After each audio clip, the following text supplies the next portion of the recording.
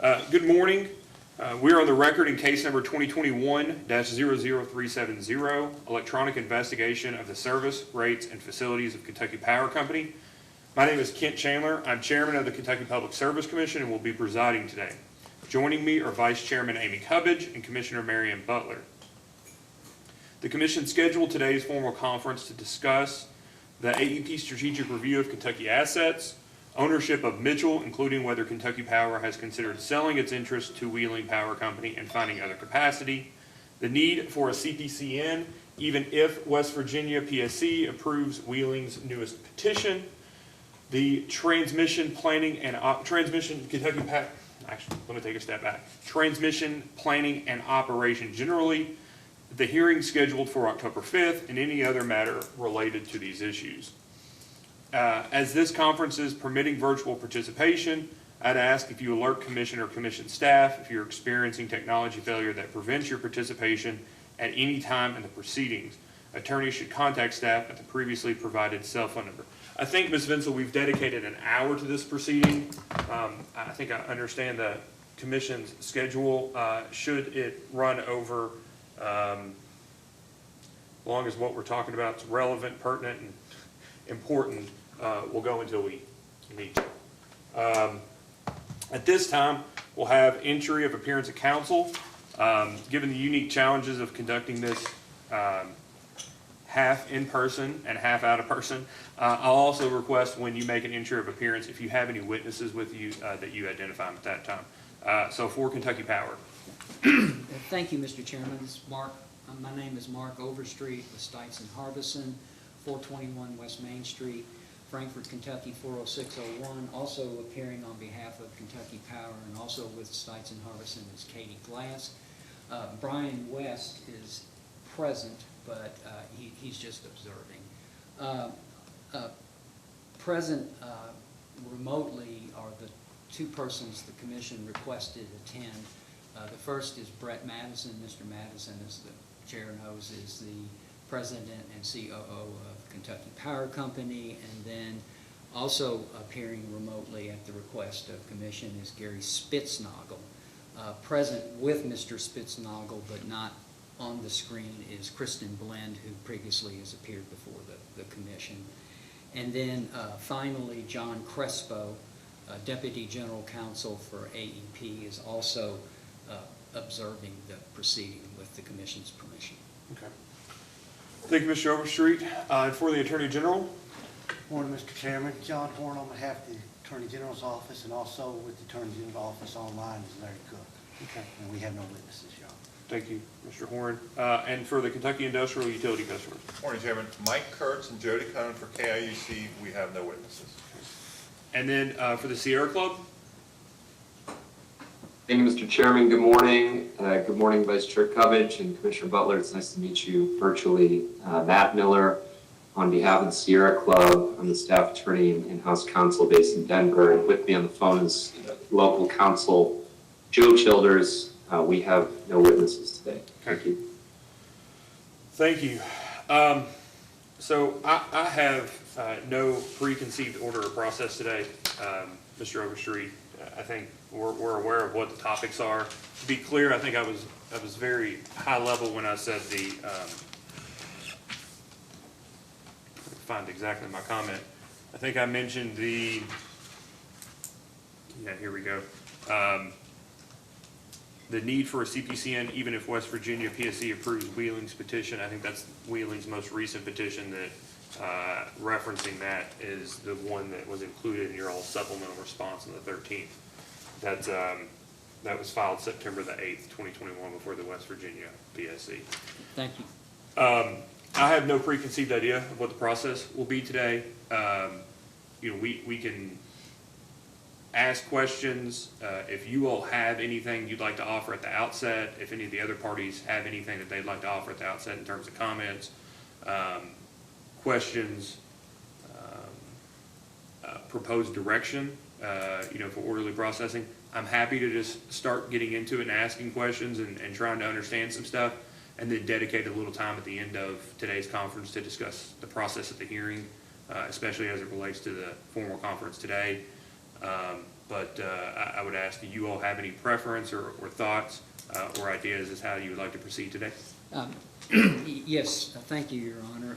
If we could, I think Mr. Madison would like to address the commission and the parties at the outset. Certainly, we as a company are looking for guidance from the commission on what the commission would like to see the company do in connection with this proceeding. We also are interested in trying to define because I think it's in everyone's best interest that the issues are defined specifically so that we all understand what we're talking about here. And so with that, I would ask Mr. Madison if he is prepared to address the commission and the parties. Thank you. Just a sound check. Can you hear me okay in the commission room? We can. Okay. Thank you very much. Well, thank you, Chairman Chandler and Vice Chair Covage and Commissioner Butler, and I'll agree with Matt Miller of the Sierra Club. It's nice to meet y'all virtually. Look forward to meeting you at some point in time in person for sure.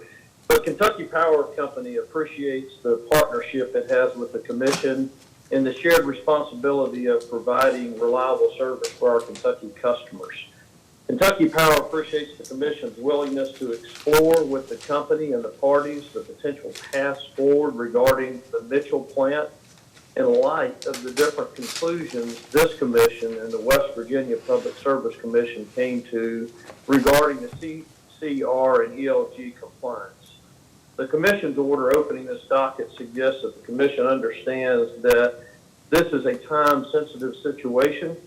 Kentucky Power respects the Kentucky Commission and it's appearing with the best of intent today with the hope of using the discussion to clear up any confusion and provide clarity on any issues that may be useful in this situation where we have two different state commission orders in an apparent conflict.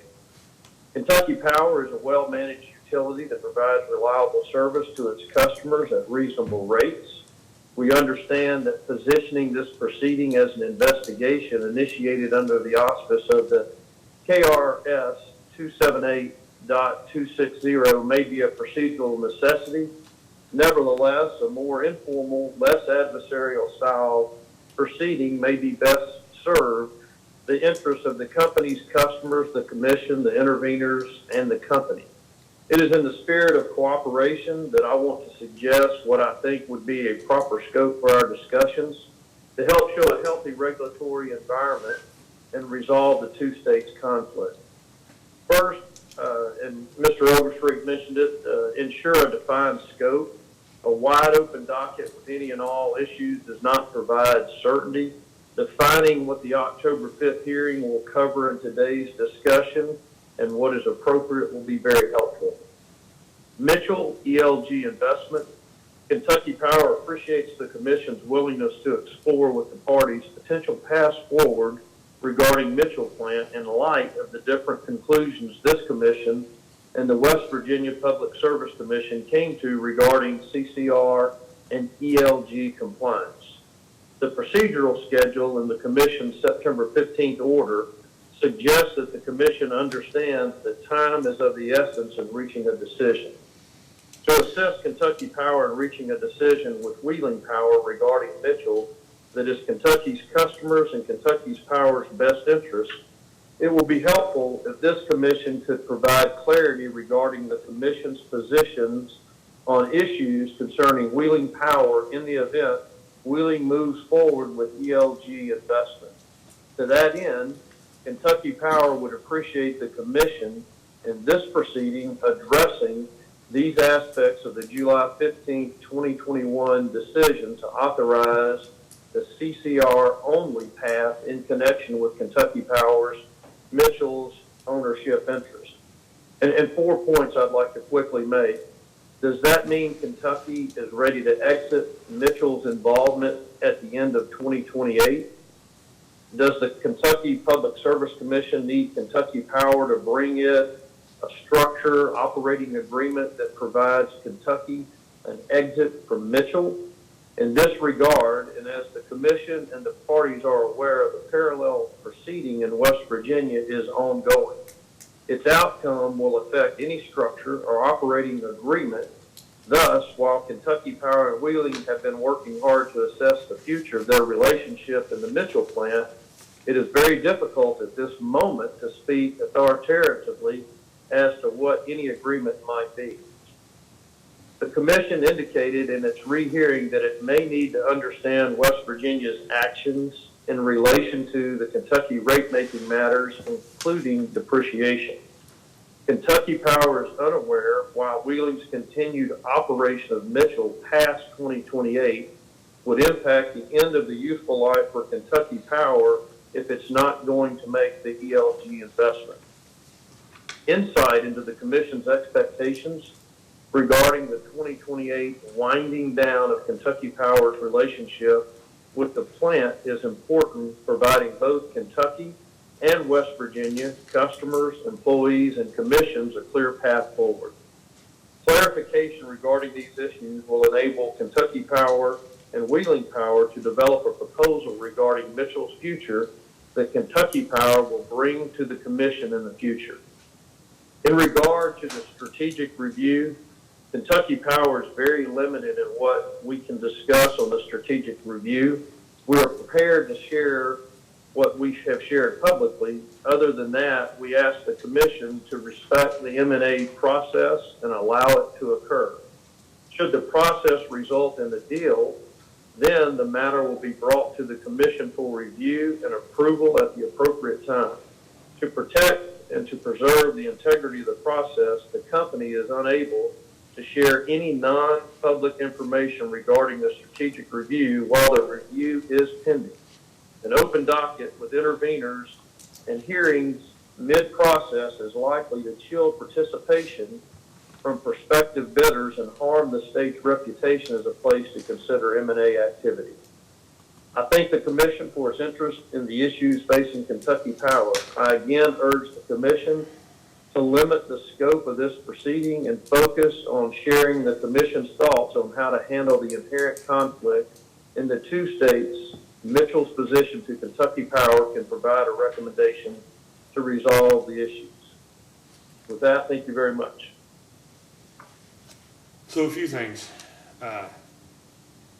Mr. Overstreet, as you well know, I wish we had Mr. Spinard here because he does it best, but you're well aware that the Commission can only speak through its orders. Understood. So if you hear things from the commissioners today that aren't in the form of a question, I think you should take that as being a statement made by an individual commissioner is the first thing. In terms of direction, as it relates to that previous comment, any direction that the company may receive would have to be in the form of an order or a position on these particular legal issues. Although I'm happy to define a scope ahead of the October 5th hearing for the October 5th hearing, I don't think I have any intention on voting for an order that narrows the scope of the investigation because of the number of moving parts. I don't think it's very efficient to narrow the ability of the Commission only for circumstances to change and then possibly create the reality that you have to open up a brand new investigation that's even broader in scope, if that makes sense. Go ahead. And I don't mean to cut you off, but I did have a question about what you said. Sure. So is it the Commission's intent or thought that the possibility that whatever order came out of the October 5th hearing would not be a final order in this investigation? I think that's fair. Okay. I think that's very fair. I think that the October 5th hearing should be seen as the first opportunity for a hearing in this matter and not necessarily the last one. Okay. And the reason for that's multiple fold from my perspective. We have a situation here where there's this difference of two commission orders that an operating agreement or an agreement amongst two utilities in different states who currently today are affiliates, controls.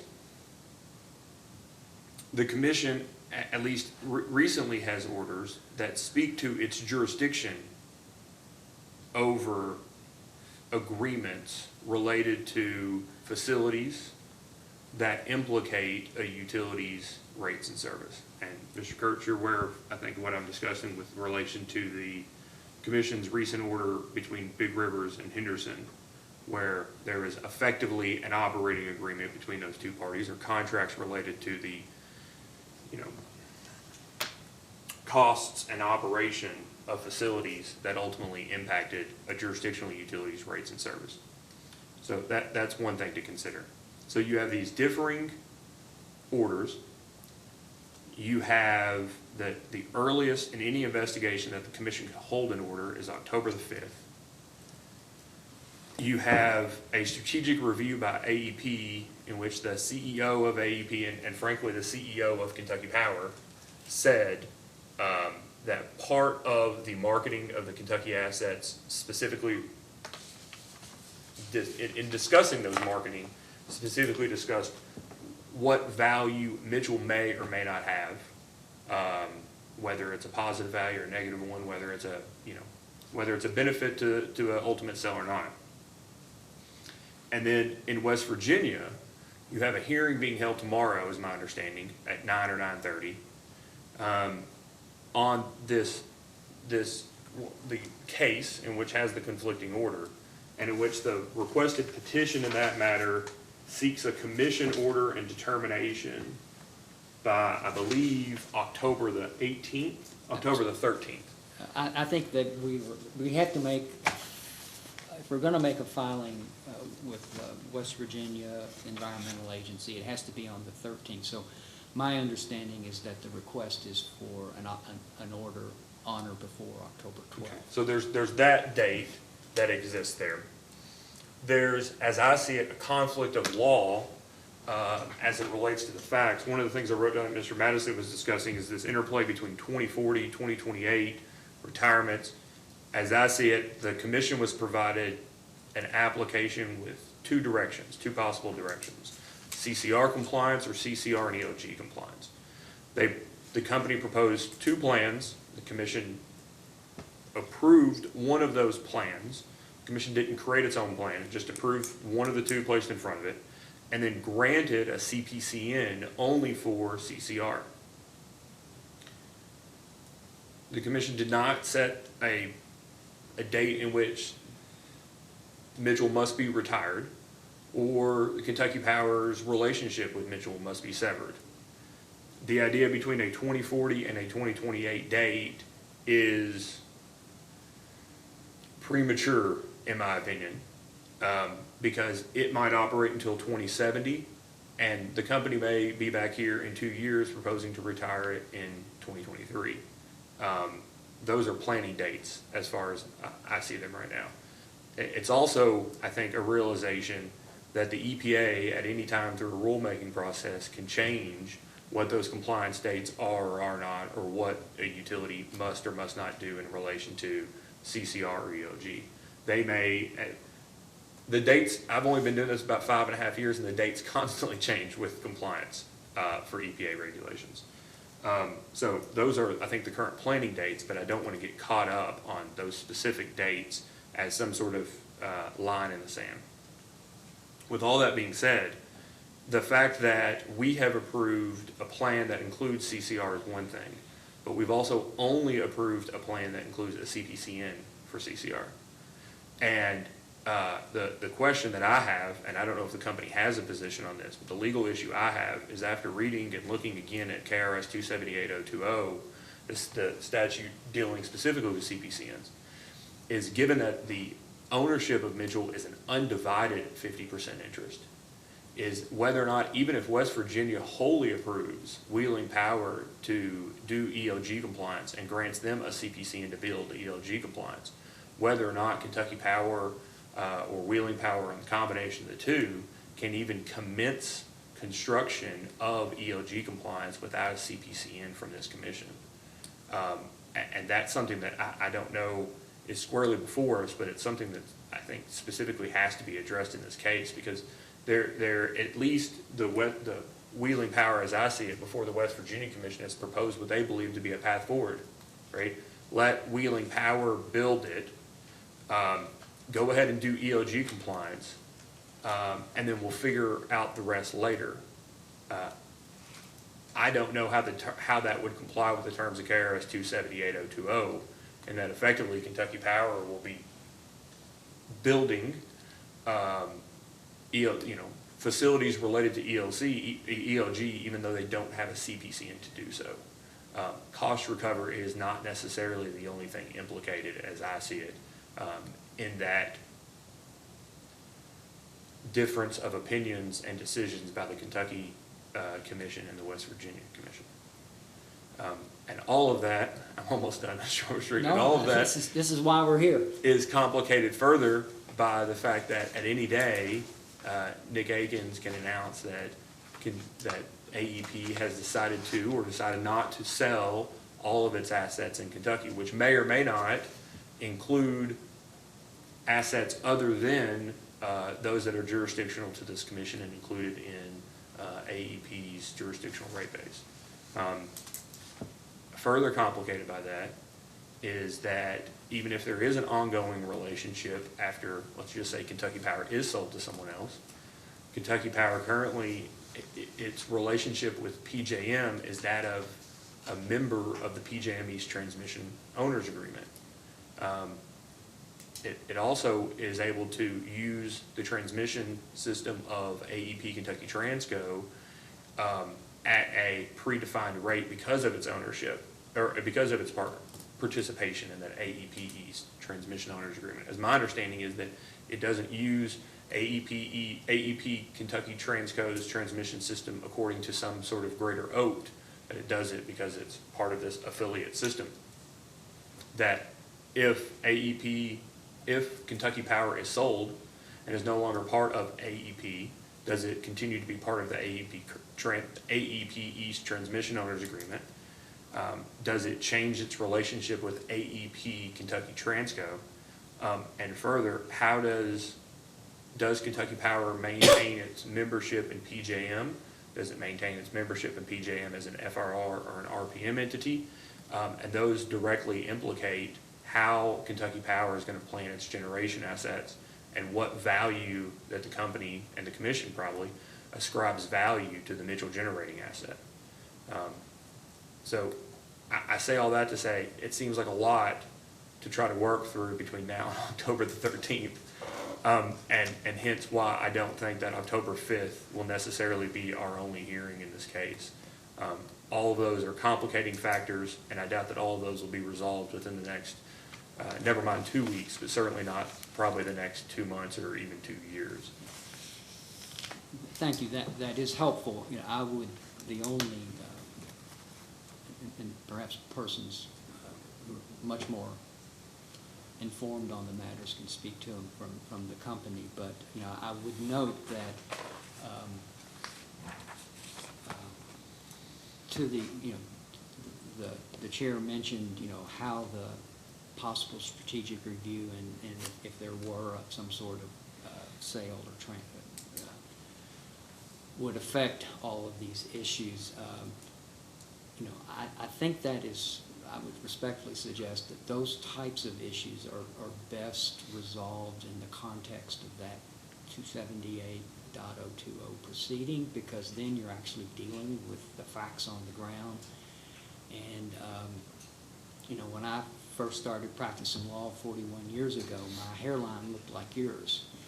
And one of the things I've learned in the intervening 41 years is that you can't, there's not a lot of, there may not be a lot of utility in trying to make hard and fast decisions when the underlying facts are not are not there. And so I would suggest that to the extent that the commission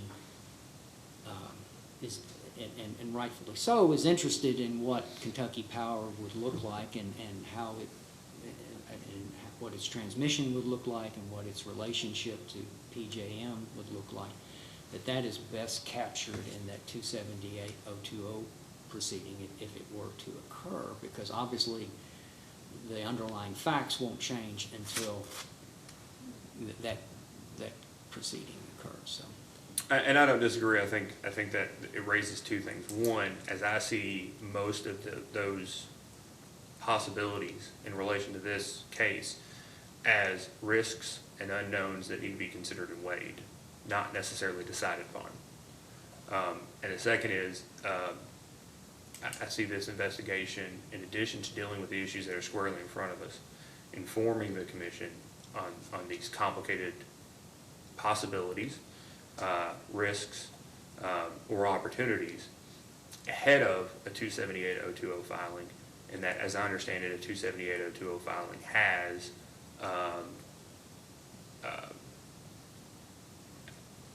a deadline. A statutory deadline. Statutory deadline. I understand. Yeah, and we're not the commission of 115 staff members or 160 as years past. We're a commission of about 70 in staff, and so I think that it would be important for us to make sure that we know as much as possible, as soon as possible, so that we can meet a statutory deadline and meet our statutory obligations when and if the time comes. And it's, it's obviously not my place or the company's place to tell the commission how to run its business, but I just wanted to offer up the idea that at the end of the day, I think those issues you identified can only be decided in an 020 hearing. I don't disagree. Thank you. So the interplay between 2040 and 2028, I think I spoke to that for just a minute. But I think that's probably best for the commission to deal with that through an order, the determination of that 2028 to 2040. Although I do expect we'll be conducting some cross-examination and having questions about that at the hearing. And the relation to those two planning dates, to the depreciation rates ordered by this commission for the CCR investment. I will just say that the CCR, insofar as Mitchell operates until 2040, the CCR investment being depreciated in 2028 but being used through the remainder of the life of the entity does seem necessarily out of step with commission precedent around the use of depreciation rates reflecting the expected useful life of an asset. But I do expect that we'll address that at the hearing, or intend to through cross-examination. I don't think today we'll get to the commission's position on wheeling power moving forward, but you did hear at least my concern related to the CPCN statute being implicated, and whether or not Kentucky Power could go forward building the ELG investment without an inherent CPCN, even if some other entity says we'll pick up the tab. So do you want to speak to that? Well, for a minute? the company, read the commission's order of last week, and where the issue was highlighted, and we obviously are looking at that issue. We don't have a position yet, but I guess the question I would ask is, if you use the term Kentucky Power is building, and I assume that's premised on the notion that Kentucky Power has an undivided 50% interest in Mitchell. But I don't necessarily think, and in fact, pretty, to the extent I've thought about it, pretty comfortable in the idea that it doesn't necessarily follow that where an investment is being made by a co-owner, and it could require certain legal agreements to take care of it, and that's the type of ownership and operating agreement that we talked about, Mr. Madison talked about. But I don't think it necessarily follows that means Kentucky Power is building the ELG investment, or that's a factual issue, and that's outside I think the broader legal issue of whether 278-020 would require a utility that doesn't provide service in the state to acquire, to receive a CPCN to build a facility in yet a third state. And I'm not arguing with the chair or anything, but that's just, those are the kind of issues that I think we'll have to wrestle with. So I guess under that, the CCR, CPCN wouldn't even be necessarily, right? Because Wheeling could build the CPCN and the ELG and then just allocate the cost to Kentucky.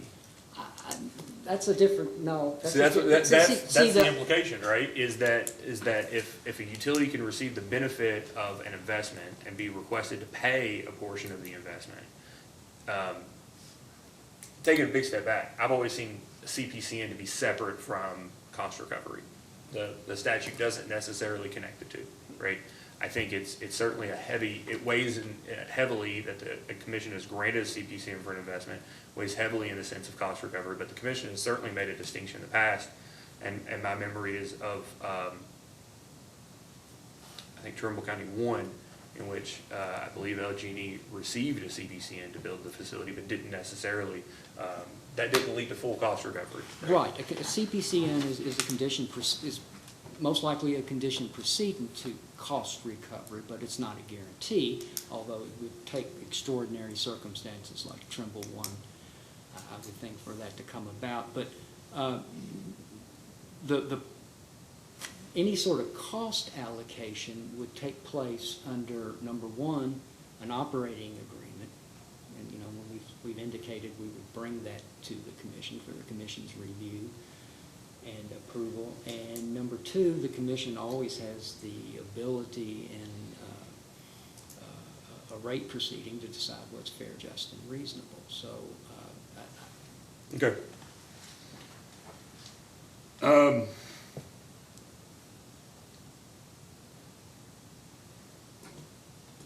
I guess I'll ask at this point, Vice Chair, Commissioner Butler, up to this point, do you all have any questions? Not at this time. Yeah, I do not either. Okay. I guess before I go to Mr. Horner, Mr. Kurtz, do you have anything else on the items that have been brought up to this point, Mr. Overstreet? no, Your Honor. Okay. Mr. Horn, do you have anything? No, nothing at this time, Your Honor, thank you. Mr. Kurtz? I do. Thank you, Chairman. I'd just like to say that I think the commission is doing the right thing. You've named a number of things that are all moving together. Kentucky Power is obviously a utility in transition, and I think by being, is an overused word, proactive with your regulation of the utility, you're going to put the commission in a better position to create value for the citizens and businesses of Eastern Kentucky. I really believe that. There are a number of things going on. Okay, as to Mitchell, you talked about the CPCN issue, the West Virginia, the ELG, and you're right, the ELG rules can change. Sale to Wheeling. Right now, the net book cost of Kentucky Power's share of Mitchell is, I believe, $568 million, and will be approximately $391 million in 2028 when Kentucky Power may be exiting that agreement. So that amount of cost will have to be dealt with one way or the other. Something you haven't talked about is decommissioning. This plant went commercial in 1971. I think it was originally owned by Ohio Power. Kentucky Power became part owner in 2012. And so there's a real question of what share of, and decommissioning can be very expensive. And it's a real question of how much utilization did Kentucky Power consumers get out of Mitchell over its life, whether it ends in 28 or 2040, and how much decommissioning should consumers in Kentucky be on the hook for. And that's an issue that is important to think about.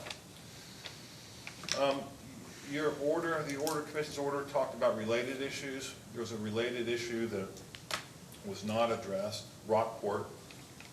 390 megawatt purchase power agreement ends in December 7th, 2022, so a little bit over a year. There are the end of the Rockport agreement is going to be a good thing for Kentucky Power consumers because Kentucky Power doesn't need 390 megawatts with a shrinking customer base. And even though that was a good transaction for Kentucky Power for many years, it's right now, it's above market. And getting out of that contract will result in savings, fixed cost savings. 2 rate cases ago, the commission approved a settlement that dedicated the first piece of fixed cost savings to ensure that Kentucky Power would earn its authorized return on equity in 2023. That was clarified in the January 2021 rate case order where the commission said we're going to sort of take another look at that. Also at that time, the commission will have to deal with the repayment of the deferral, the Rockport deferral, and we'll have to determine what amount of replacement capacity for the loss of the 390 megawatts is needed to meet Kentucky Power's FRR obligations. It certainly doesn't need 100 or 390, probably needs less than 100 or less megawatts, but so that should provide savings for consumers. And the settlement from 2 rate cases ago, in addition to saying that the first piece of the fixed cost savings would go to the ROE make whole for 2023, the differential, the leftover, would go through the PPA rider of Kentucky Power and automatically get passed through to consumers. So that's an issue that is part of your holistic view of Kentucky Power. It certainly will be an issue in any sale of Kentucky Power. I do want to touch upon the sale of Kentucky Power. I don't know anything other than, what's public, obviously. But to me, and I've said this to a lot of people, the most logical owner of Kentucky Power's Eastern Kentucky utility system is East Kentucky Power Cooperative. They have overlapping service territory, they have contiguous service territory. East Kentucky has a lower cost of capital because their equity is financed by members at essentially zero cost. They do have debt, which is grossed up for a tier. But it's a low-cost capital structure. They don't pay federal income taxes. Whether or not that can happen, we'll see. But I would say this, that a new owner of Kentucky Power could also fix the transmission issue. AEP is spending a lot of money on transmission, and I'm sure it's well needed in their jurisdictions, but every dollar spent in Indiana gets allocated to Kentucky, and dollar spent in Kentucky gets allocated to Virginia and so forth. And the evidence from the last rate case is Kentucky Power would be better off as a standalone transmission owner rather than a member of the transmission agreement. The commission put Kentucky Power on notice that this is an issue that you're concerned with and it needs to be addressed.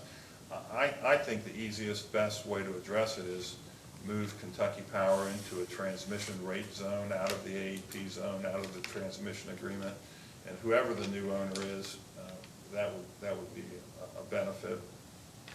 East Kentucky, again, I'm just using them because I think they are a logical candidate, is obviously a member of PJM, and it would sort of coalesce maybe relatively seamlessly. I want to raise one other question, one other issue for the commission to consider in this long-term consideration of Kentucky Power's future, and that is securitization. There's going to be a lot of remaining net book cost of Mitchell that will have to be paid for at some point. $391 million in 2028 is the projection. There is a significant amount of Big Sandy Unit 2 remaining net book costs, as well as carrying charges, I believe approximately $500 million, that is being paid off through the Big Sandy retirement rider. And there's a very large ice storm regulatory asset that will have to be paid off. Securitization is a financing tool that makes the utility, keeps the utility whole by essentially writing them a check for the amount the consumers owe the utility, but then is repaid with 100% debt rather than the weighted average cost of capital. So you're repaying it with 4% money as opposed to 8% money. So it makes the utility whole, and it's cheaper for consumers by far. And so the Attorney General and KIUC raised that in the Mitchell CPCN case, that would be a fair, low-cost, reasonable way to deal with these significant. And Kentucky Power is a small system, and it's a shrinking system. 5.5 million megawatt hours of sales. East Kentucky is 13 million, KU is 20 million. So it's a very small system that's shrinking. And if there's a financing mechanism way to make the utility whole and repay this customer debt less expensively, it's something that many states have done this. It would be something that perhaps would be worthy of consideration in your holistic review. If Kentucky Power is sold, the commission obviously will have to approve it and can attach whatever conditions are appropriate to the sale.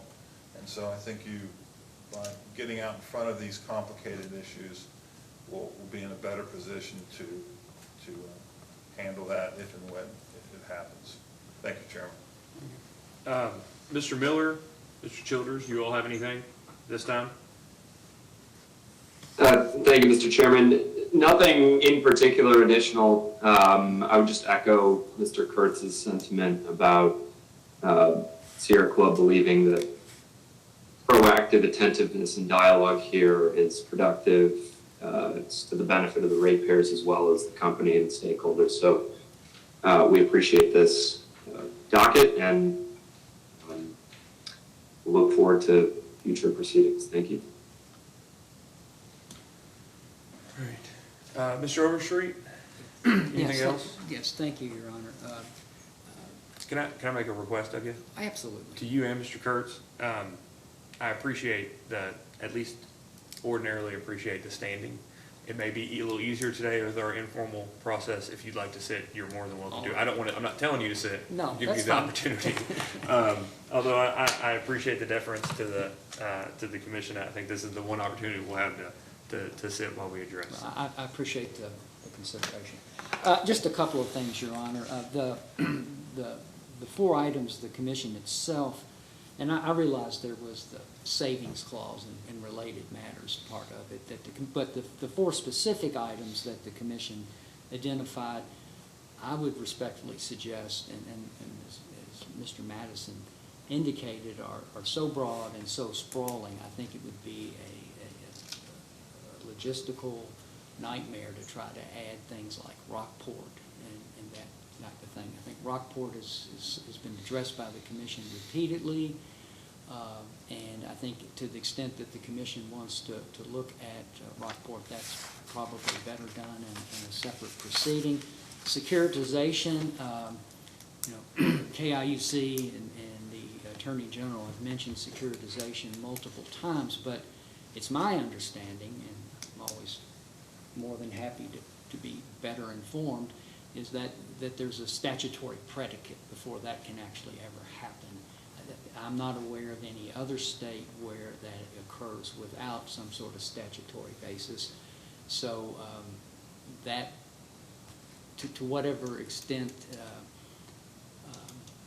the commission wanted to look at securitization, it seems to me that that predicate would need to be and certainly should be in place first.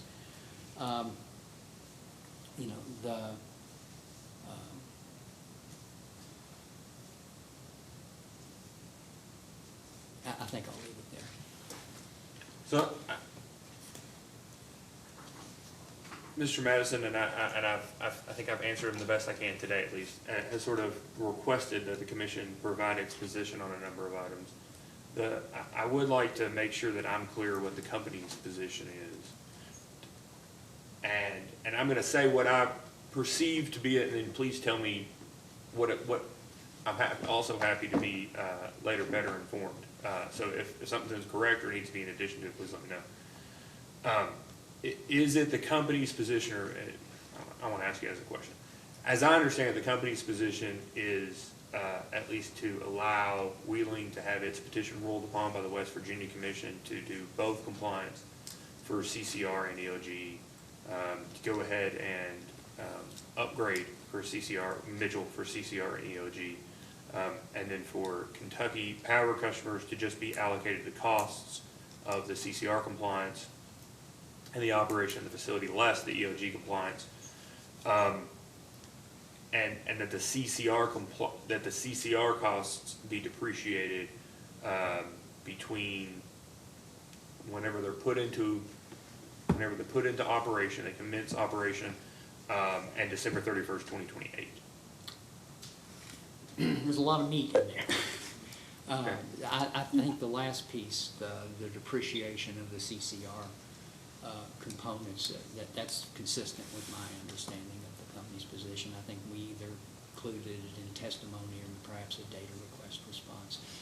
With respect to the company's position with respect to Wheeling's petition, I don't think Kentucky Power is a party to that matter, and I'm not informed as to what, if anything, the company would have a different position than Wheeling, but I honestly don't know.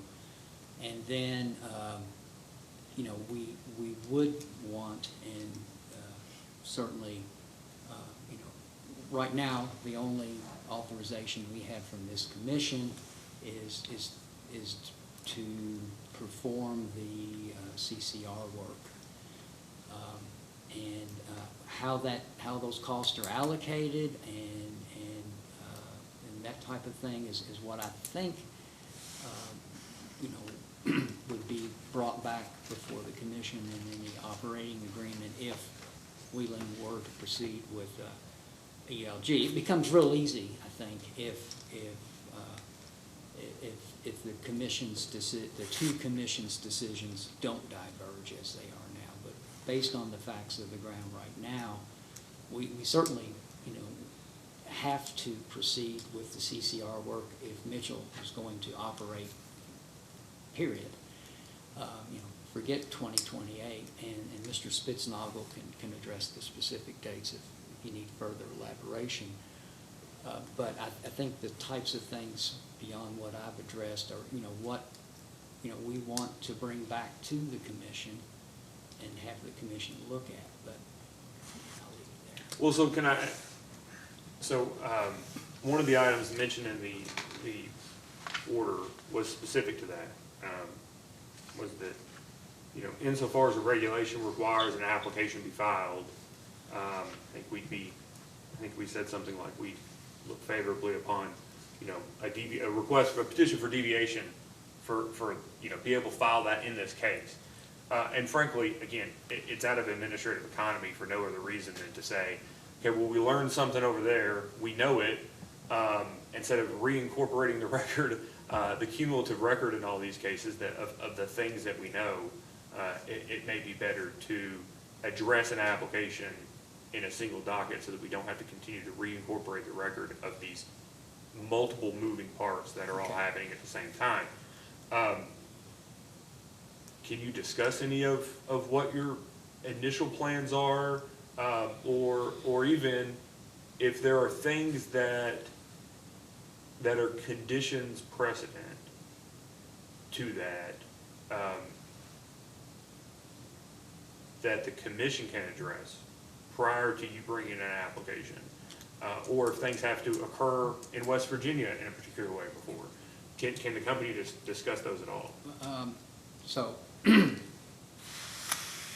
I think number one, the four items Mr. Madison identified are four things that would help the company in working to come up with a ownership and operating agreement that it can present. Beyond that, I would look to perhaps Mr. Madison or somebody else to address the larger issues, because frankly, in addition to wanting to be informed, I've learned that I shouldn't speak when I'm not informed. This is Brett. I'll be glad to offer a little here. Commission Chair, I think the parts that you laid out and the subparts, the answer to those would be yes, but the specific details and numbers and, the depreciation rates and all that, yet to be determined. But your overall scope that you laid out, I think that is, the path forward in our minds in Kentucky Power. And I believe it's fair to say that with the CCR ruling from this commission, that CCR only, in our minds, I believe it's fair to say that, we would exit Mitchell in 2028. How that's unwound, I think, to Mr. Overstreet's point he was making there on, the operating agreement and changes needed and those type things have to be definitely worked out, and the commission would, speak into those as we present. So here's the implication as I see it, Mr. Overstreet. That I appreciate I appreciate the position on, should a transfer of control be proposed, that it be proposed pursuant to 020, that the application stand on its own. I don't necessarily disagree with that. But with that being said, there are certain costs today that are, at least in theory, at a very high level, avoidable, that such actions or direction can be taken in which that's not necessarily the case, right? You start going down a certain road and start incurring costs that are fixed in nature. They no longer, you said you went to law school so you wouldn't have to do math. I went to law school so I wouldn't have to do economics, and here I am. The economics, as I understand it, of it is that once they're incurred and they're on your books, the opportunity to avoid them is no longer present, right? And at least the concern in terms of weighing risks is that we go down a road, from my perspective only, that we go down a path that adds to the current net book value of the facility, and then directions change abruptly, so that had we known what we would have known, or had some indication of what the possibilities are, before we incurred the costs, we might not have incurred the costs at the level or even at all that we did. And I appreciate the interest in sort of bifurcating or siloing each of the issues as if they're separate. But the reality is that once the costs are incurred, they're no longer necessarily separate. And I would just, I'm curious, does the company have any indication as to a time frame other than those publicly announced for AEP strategic review, for a conclusion of it, an update on it? Do you all know if there's a drop dead date, that if something doesn't come about by the end of the year, we're probably just going to go ahead and move on? Because all of those, I think, would help the commission in weighing their concerns and interest around putting tens of millions of dollars of investment into, a particular direction, and then all of a sudden things change. Right. Well, I think there's two parts to the answer. First of all, Ms. Glass and I are not part of the strategic review. We are completely siloed from any non-public information regarding the strategic review, so neither one of us can speak to that. And I think it's also true that, I guess, more broadly than that, I'm not sure that there's any non-public information that we can, that could be revealed without incurring substantial economic and legal liabilities under the NDA with the strategic review, and then also the Securities Act 33 and 34. And then, but having said all of that, let me turn to Mr. Madison, or perhaps let me turn to Mr. Madison and see if there's anything that he can provide.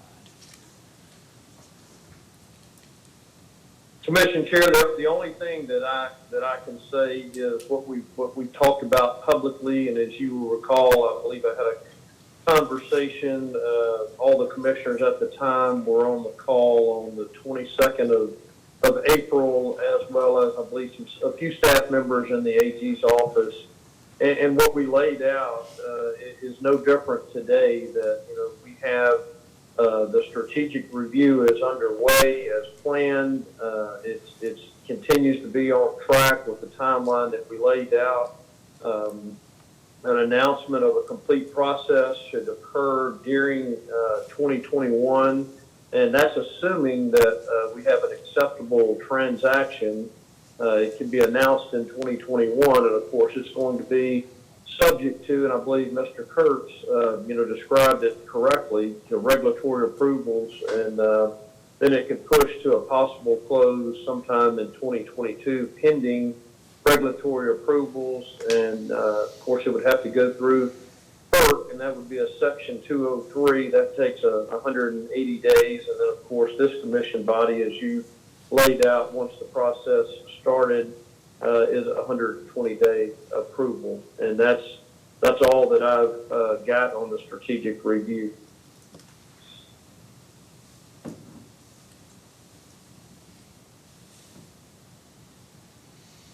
One second, please.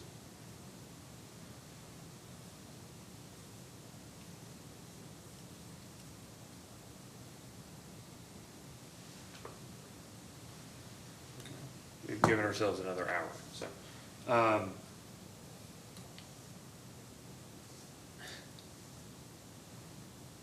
So,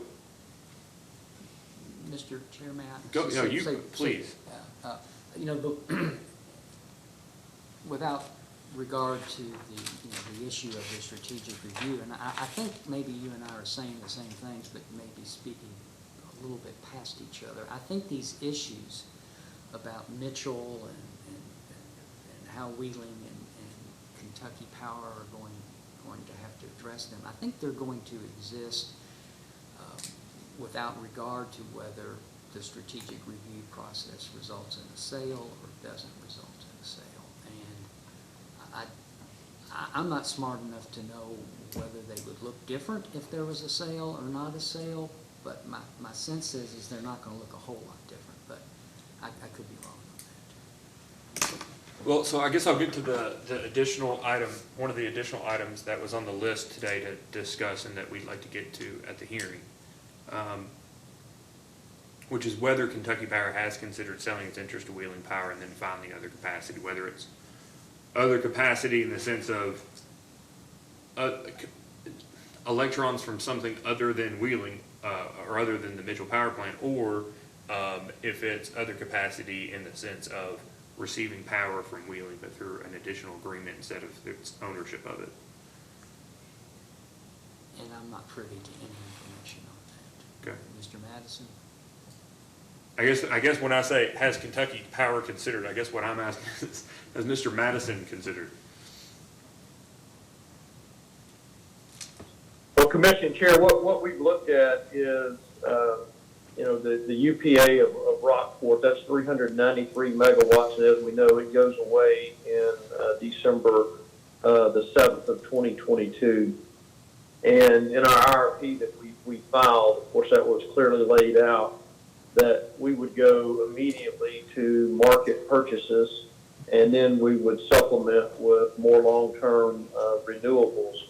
And Mr. Kurtz is correct as far as costs are considered. That would be a cost savings, and we would be short by about 180 megawatts whenever you look at Rockport going away.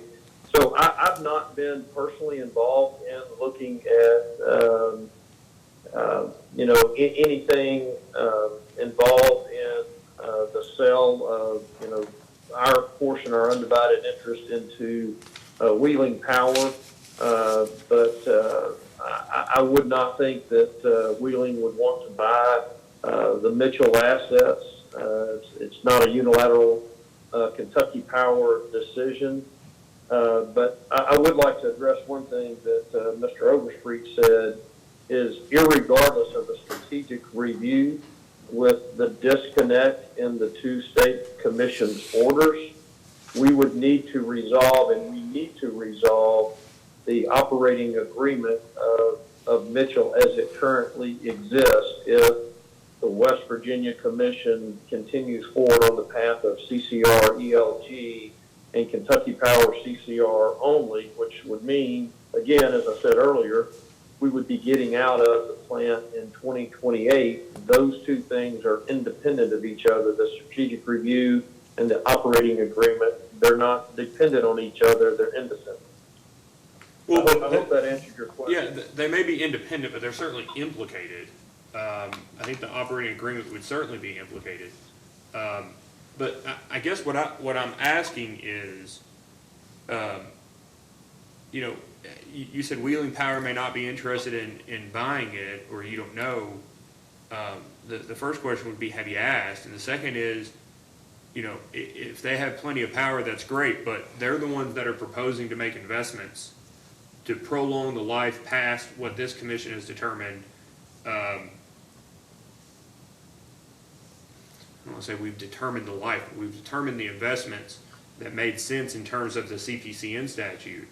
And that insofar as other that the EOG investments are not made under EPA guidance and regulation, it must no longer operate after December 31st, 2028. So I appreciate that, they may not be interested in buying it, but they're certainly interested in running it longer than this commission has approved in the investments necessary to run it. And my understanding also is even without Mitchell, or with their portion of Mitchell, they're quote unquote long. And that's just what I understand from the public records of those cases, as it relates to some of its other plants. And so I guess my question is, going back to the earlier one, the real question is, have you all approached Wheeling to say, we'll sell you Mitchell, and then we'll buy back what we need from you over a prolonged period, including the amount that we would need to cover the loss of the Rockport EPA? I've not been involved in any of those conversations, and just to my knowledge, I don't know that conversation has happened, or that proposal's been thought of or done. Well, so who would be in that? I mean, who would be in that conversation on behalf of Kentucky Power if it's being had? Well, I would think if that is that something that you would want to hear on October the 5th, because if so, we would need to get a subject matter expert, within the company that definitely deals in those matters when you look at capacity, because I'm not sure of the capacity requirements of Wheeling Power currently, but we could definitely get somebody if we need to have them there for the 5th that can answer this a little bit more granular than I can. Yeah, and so this is the other item. This falls into I got it from you, Mr. Overstreet. And all other relief in which maybe the company may be entitled to catch all of it. This additional issues. We're talking about affiliate transactions, which we do have statutes and regulations on affiliate transactions, of course. But we're talking about the possibility or the likelihood of shifting costs, especially with the amendment or change, if it is necessary, of the operating agreement. And so, when it comes down to, I appreciate, Mr. Madison, that there's somebody at AEP or AEPSC, whatever it may be, that does this, or maybe even it's in-house in Kentucky Power. But I guess herein lies one of my concerns about the strategic review, right, is that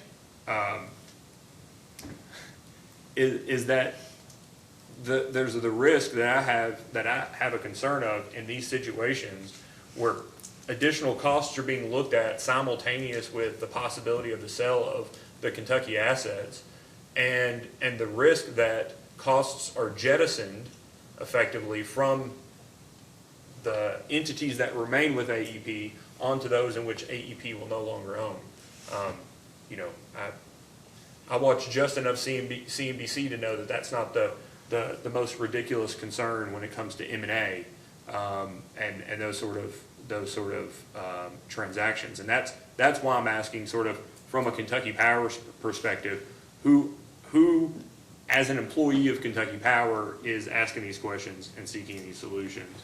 And so I appreciate that somebody from AEP may be able to be provided.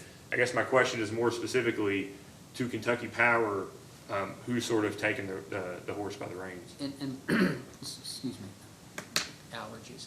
I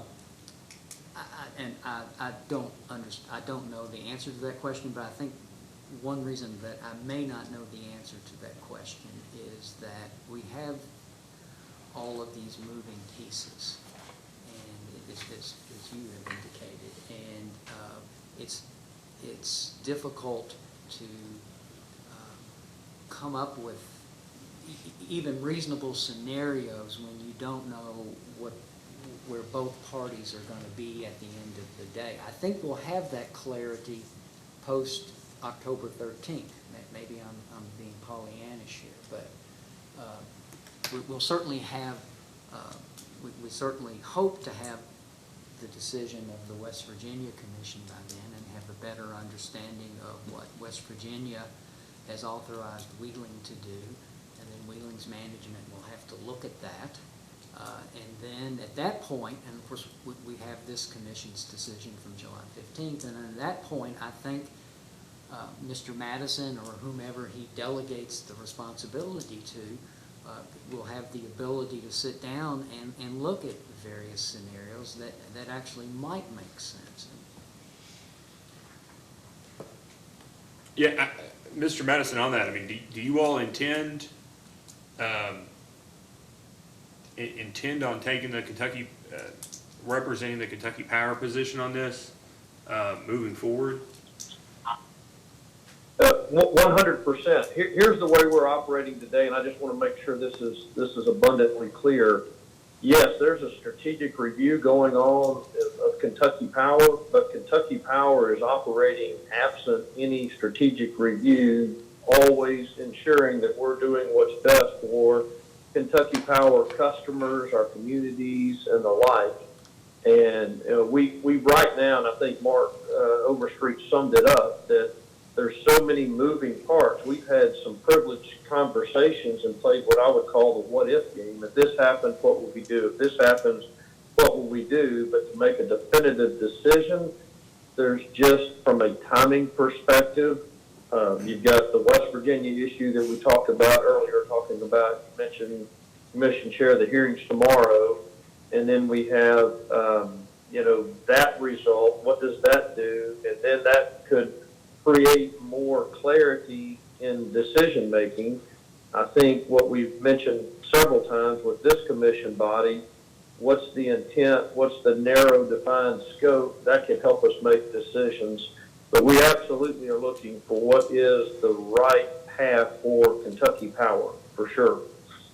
So this is one of those times where I'm happy I prefaced all this with, I'm going to make a statement, so please take it as my statement. But I'll be personally disappointed if we get into October, deeper into October, and I ask the question, is since Wheeling Power wants to run this, I'm going to say it this way, if the West Virginia Commission, for instance, approves ELG compliance and says this thing should stay open until 2040, that if Mitchell, if Wheeling Power and the West Virginia Commission want to run this plant until 2040, why don't they own it? And if the answer to that question is effectively we've not asked them, and this is late October, I'll just say I'll be personally disappointed that at least the topic hasn't been broached. And thank you. Mr. Chairman, Please. I wrote down something when you were speaking, and I forgot to raise it. You talked about avoidable cost. Could you, this is just from my understanding, Mr. Spitznagel and others may understand it better than I do, What types of costs are you thinking? Yeah, frankly, capacity costs, that, let's just say it this way.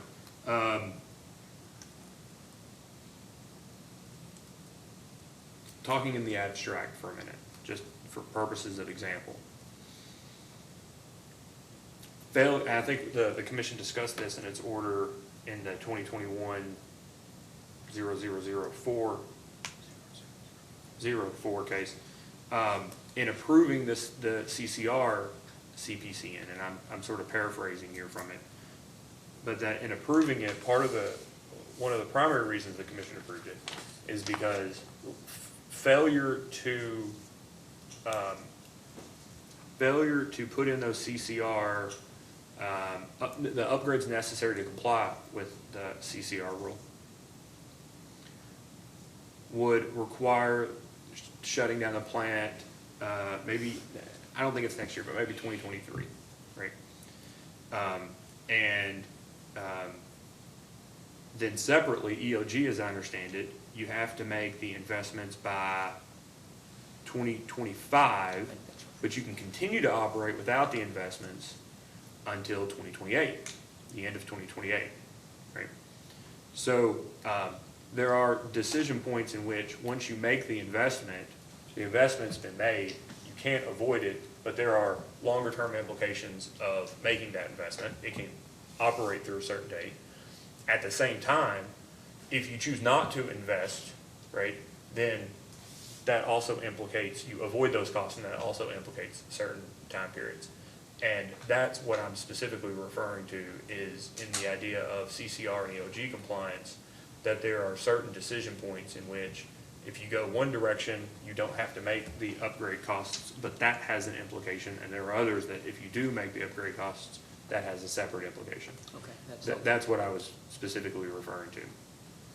And, taking a step back, this is just a me comment, if Mitchell is ELG compliant, so whatever scenario gets there, if Mitchell is ELG compliant, the December 31st, 2028 date is absolutely immaterial to that plant for EPA compliance purposes. Correct? based on current law. Based on current law. December 31, 2028 was a planning scenario to determine whether ELG should or shouldn't be upgraded. But if it's upgraded to be ELG compliant, December 31, 2028 under current law has no bearing on it, right? It is allowed to operate, as long as it's in place by 2025, it's allowed to operate going forward under current law. And so that, to me, implicates the avoided or avoidable costs, and whether those costs are actually made or not moving forward. And that's just part of, to me, it's just part of the discussion. Do you have anything else after Mr. Madison spoke, or Mr. Spitznagel? Yes, Mr. Chairman. I just wanted to go back to a statement you made a minute or so ago and make sure I understood. You had mentioned if we were not to make any investment in CCR, we had a certain amount of time to operate before closure.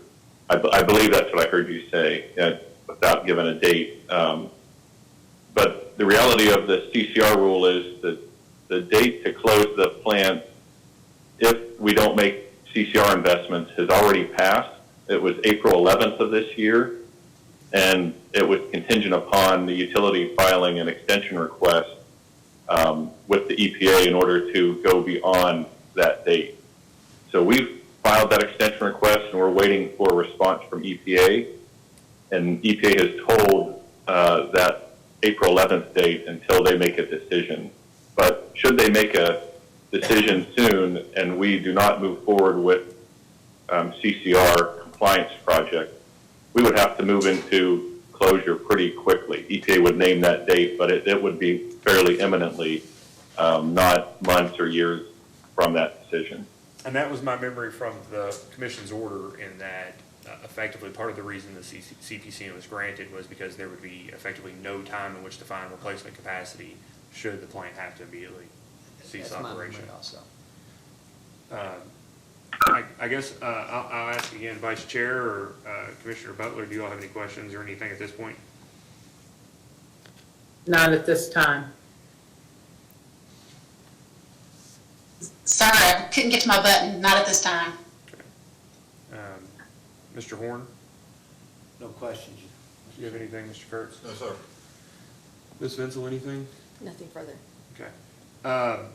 Mr. Miller, Mr. Childers, do you all have Thank anything? you, no. So, this is my characterization, not yours. I take from Mr. Madison's comments this morning that the company's position is effectively, we're not going to talk about the AEP strategic review of Kentucky assets.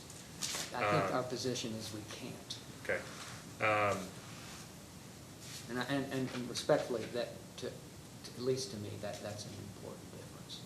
We're not intent on putting our finger in the commissioner's eyes or thumbing our nose at the commission. It's just a legal and commercial reality. And the implication, I appreciate the distinction, the implication seems to be the same. We're as in the dark as everyone else in America as to the future of the Kentucky Power customers and the provision of their service. There are, for the better good, there are limitations on what is made public in connection with any strategic review, merger, and acquisition. It's my understanding that in most cases, the announcement that one's even going on is not made public until there's a deal consummated. In this case, Mr. Akins, in an effort to be transparent, announced that it was going on, but that's, as I understand, a pretty extraordinary matter. And for example, when I represented Windstream in its application to merge, or Alltel to essentially spin off Windstream, that announcement wasn't made until immediately prior to the filing. The same thing when I think you were actually involved in this when you were at the AG's office, but it might have been Mr. Cook when Windstream entered into the REIT transaction, those types of things. This information is normally not made public, and there's a lot of very good legal and commercial reasons for that. But even if you were to put those aside, it's just difficult, it seems to me, to reach decisions on something that hasn't been decided, and we don't even know whether it'll occur. So can I ask Mr. Overstreet, I get that they are affiliates of Kentucky Power, but there are at least a few, and I think some were named in the order, of the assets that are located in Kentucky, but not necessarily jurisdictional to the commission as being part of Kentucky Power's rate base. Does Kentucky Power have an idea of those affiliate assets that are located in Kentucky? And then related but separate to that, which of those assets Kentucky Power depends on providing retail service? I believe Mr. Madison can address that. I assume you're talking about the Transco and the Hanging Rock Jefferson line? At least the Transco and the Hanging Rock Jefferson line. Mr. Raff left me a folder of old cases, and going through them a few months ago came across some things from the 80s on the Jefferson, Hanging Rock Jefferson. But those I know exist in Kentucky. I'm just curious if there's anything else that may be implicated as being quote unquote, and all I have, again, from Kentucky assets is what Mr. Akins has said publicly. But if the company is aware of any other assets that AEP owns in Kentucky, and for those in which Kentucky Power depends on to provide retail service. I'll answer that, and it's all assets of Kentucky, and it goes back to the public statement that we've made, and that's my understanding. It's all assets of Kentucky Power. So do you all? I mean, other than the Hanging Rock Jefferson line and the assets that AEP Kentucky Transco owns, do you know, as a company, of any other affiliates operating in Kentucky or that have assets operating in Kentucky? No, sir. It's all AEP assets in Kentucky are part of the strategic review. Everything. No, I don't know of any. No, I get that. So, but I guess what I'm saying is I'm aware of Kentucky Power, the Hanging Rock Jefferson line, and the assets that AEP Kentucky Transmission Company own. Other than those, are you aware of any other assets in Kentucky? I'm not aware of any others. Okay. And do you all for retail service use, I know the AEP Kentucky Transmission Company assets for retail service. Do you all use the Hanging Rock Jefferson line for retail service that you're aware of? I may be able to address Yeah. that. I mean, the transmission system is used to provide retail service to Kentucky Power's customers, whether that transmission system is located in Kentucky, i.e. the Hanging Rock Jefferson line. But, since we receive power from the Mitchell plant, the transmission system, and I'm not talking about what's located in Kentucky, but the transmission system in Ohio, West Virginia, whatever, is also used by Kentucky Power to provide eventually to provide retail service. So, I mean, it's an integrated transmission system. No, and I appreciate that, the BE, the bulk electric transmission system is interconnected.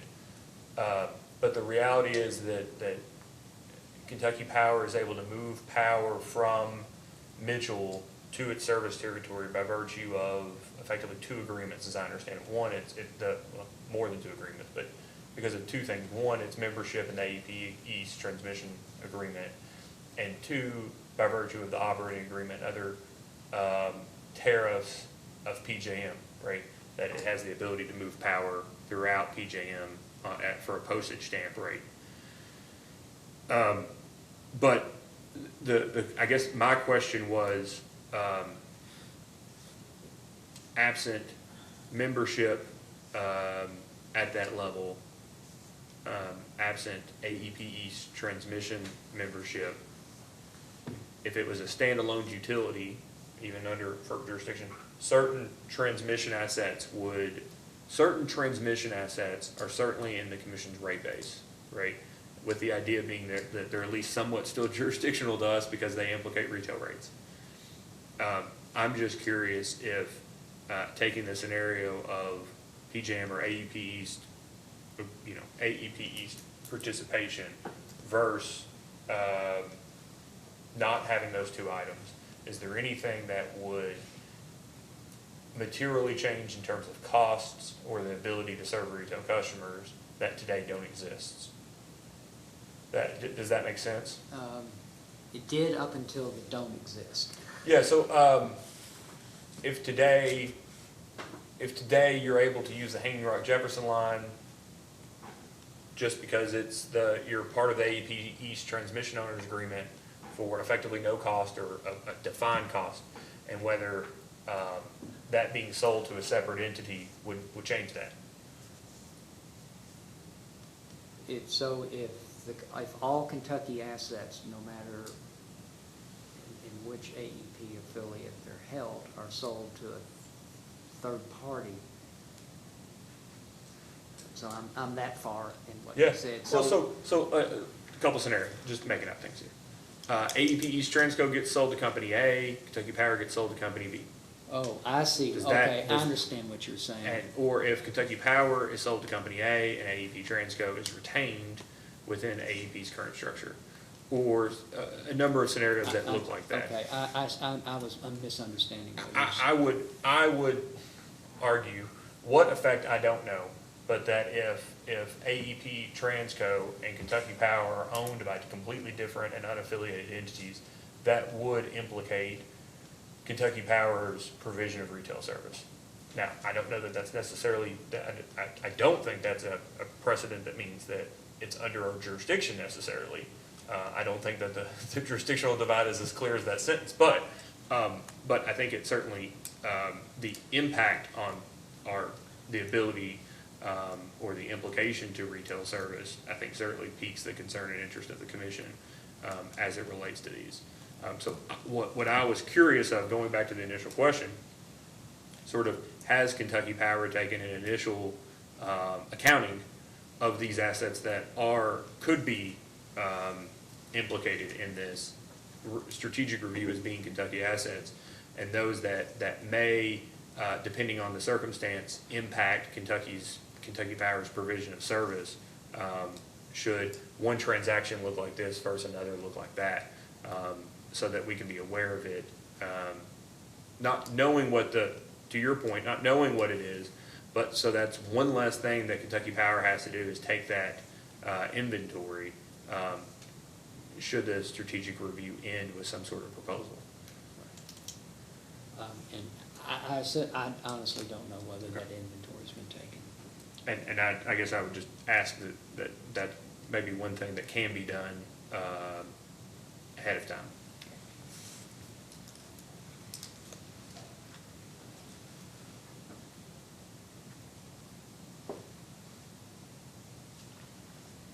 So going back to the CPCN for a minute, Mr. Overstreet, I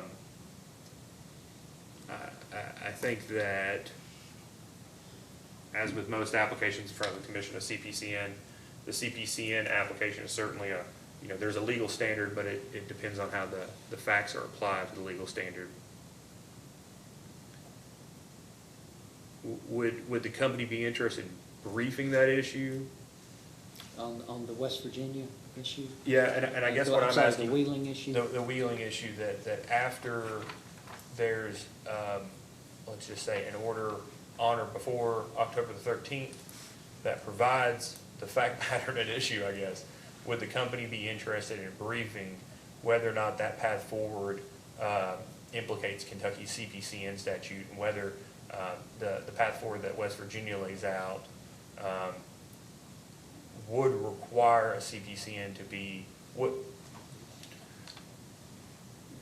whether a CPCN from this commission would be required with the path forward required that is set forth by the West Virginia Commission, and if you don't believe so, why not? Sure. Certainly we'll do whatever the commission directs us to do in that respect, but I've never been hesitant to offer my opinion on legal issues when appropriate. So I would anticipate we would want to address that if that were something that the commission wanted us to address. And I'd want to talk to my clients, but sitting here now, I would assume that we would certainly want to have a word in if the commission were to were to act on that question. Okay, so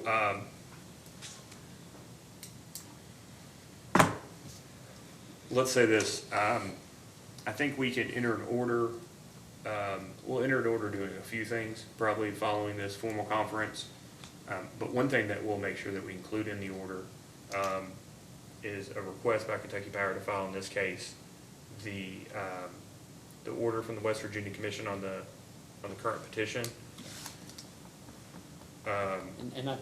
Excuse me, I didn't mean to. No, I was just going to say, and then I think that once we see what the order of the West Virginia Commission is, that we can order further briefing. I think that makes a lot of sense, yeah. Further request. And is 24 hours, within 24 hours of entry of that order, would you all be able to file it with the commission? I'm sorry, file what? 24 hours of the West, 24 hours following, within 24 hours following the West Virginia's entry of an order on Wheeling Power's petition, would you all be able to produce that as a notice of filing in this case? The order itself? That's right. Oh, I can't imagine why Okay. we couldn't. Yeah. Your Honor, you and I work 7 days a week, but could we have one business day? That'd be fine. As Mr. Kurtz noted, when he called me one Sunday morning at the office. I thought you work 7 days a week, 8 when you're able. All right, so there's that issue. And I think I've touched on the transmission planning and operation, and on the planning side, Mr. Overstreet, I think the commission's concern, again, I speak for myself, but looking at the order, that the concern is similar to the concern that I mentioned earlier about the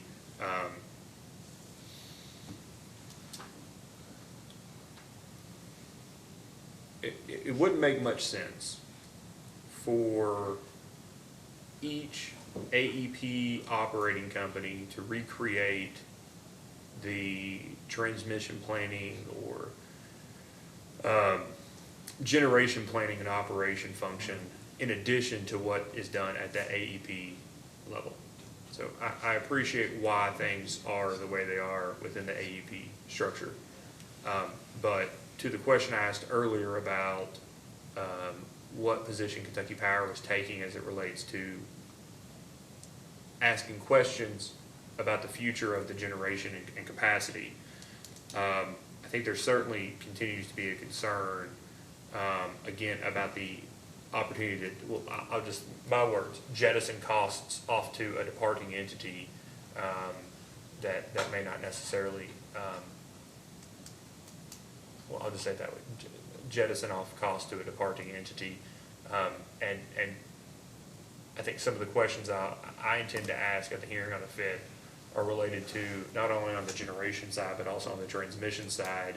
Since the strategic review was announced in April and continuing until some further announcement is made, what sort of actions is Kentucky Power taking to ensure that should there be a spinoff or a sale or whatever it may be of Kentucky Power, that the intervening months are not necessarily taken up with having additional costs that are unnecessary, or I'll use often the utilities word prudent, to be incurred on Kentucky Power's behalf, and that ultimately will stick and stay with Kentucky Power following a transaction. So I hope it helps the company at least understand a little better the idea there of the transmission planning. As it relates to the transmission operation, I think that goes to what we were discussing earlier about the implication of retail service, upon a number of scenarios that relate to the transmission system.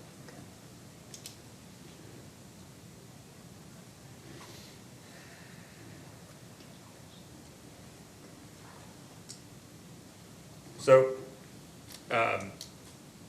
this case is not just styled, but I think we cite in here as being, at least a portion of it is what was initiated via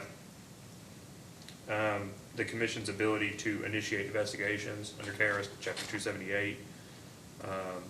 Certainly, at this point, nothing's been proposed to the Commission in which would implicate any party's burden of proof. So I think at this rate, I anticipate the hearing going something like this, that Kentucky Power is willing to bring any witnesses that it would like. I would offer the opportunity at the introduction and call of each witness, whether the Commission calls the witness, or whether Kentucky Power calls a witness or another party calls a witness, that the party related to that witness, assuming that every witness called is related to an individual party, that the party be provided an opportunity to conduct direct examination prior to turning the witness over for cross-examination. I also think that it would make the most sense for the initial cross-examining party to be Commission staff, followed by the other parties, by the Commission, and then to the offering representing party, let's say it that way, for counsel for the company, if it's one of your witnesses, whatever it may be. We have set an entire day for the hearing. I ordinarily underestimate the time it takes me to do things. let's hope this time we overestimated, but we do have the entire day set. In terms of process, do you all have any other questions or preference? Do you all have any offerings? Would you rather something be changed? I just want to make sure that we have an efficient use of everyone's time. Right. So, of course, the normal process before the commission is that, the applicant, the complainant would file his testimony and discovering is between now and October 5th, that's not going to occur. In this,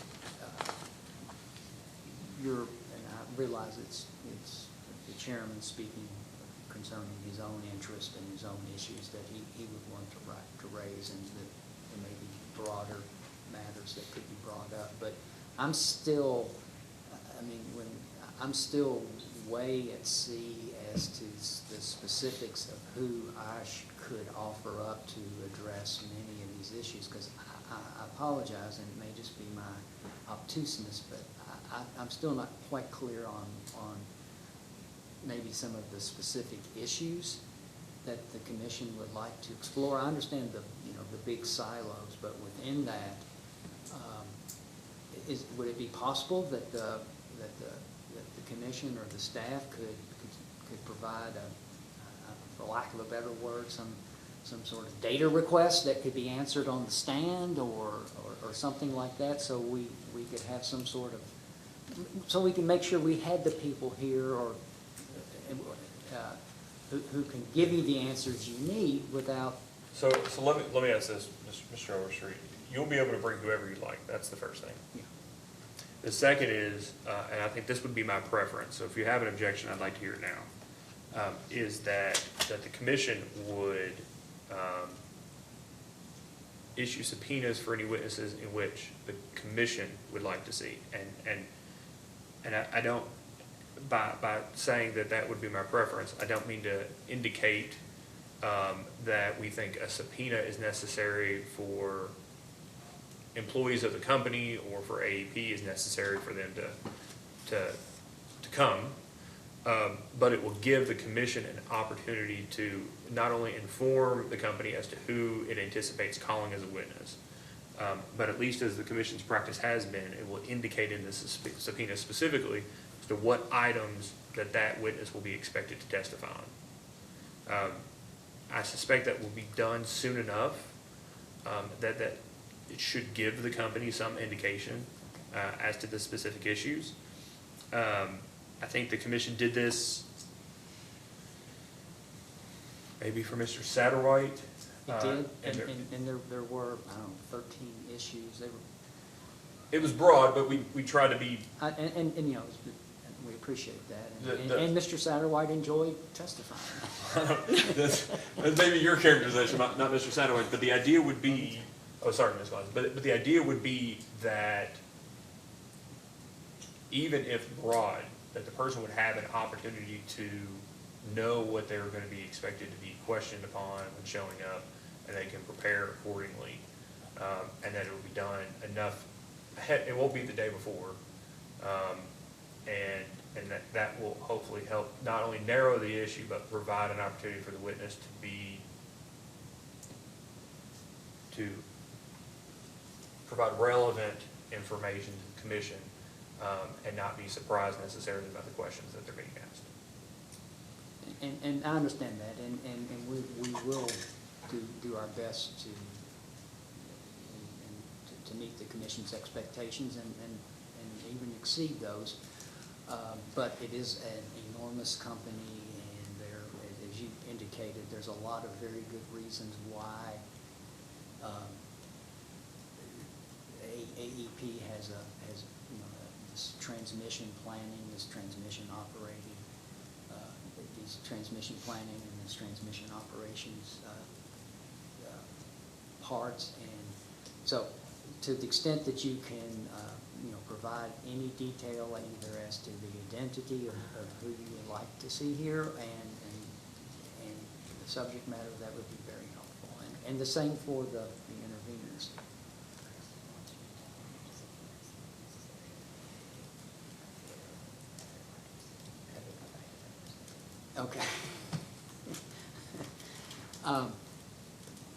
The commission, will do what it wants to do, but as far as the company is concerned, we don't think a subpoena is necessary.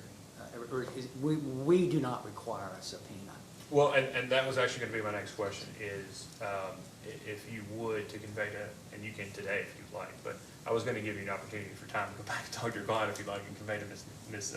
Vinsel, if the company would like, instead of having to issue the subpoena and serve the subpoena, if you all would accept service on behalf of individuals, I think that we can both use them as a narrowing tool, but also make it fairly clear that they're not to be agnostic or to be seen as,